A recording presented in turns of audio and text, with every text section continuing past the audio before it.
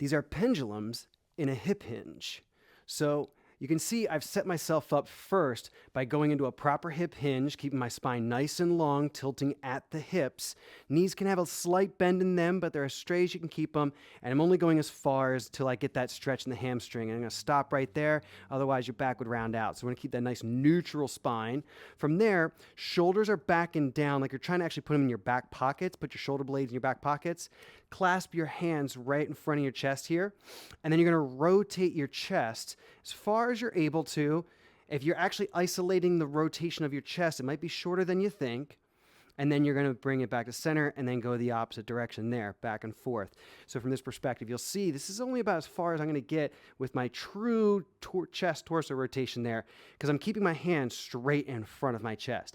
If I just bend my elbows, you'll see I can get this arm way over here, but the chest hasn't rotated anymore. So the idea is your elbows are straight, shoulders are back and down.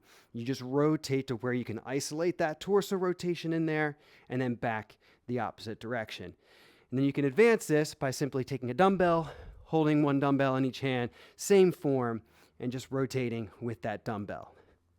And that there are your pendulums in a hip hinge.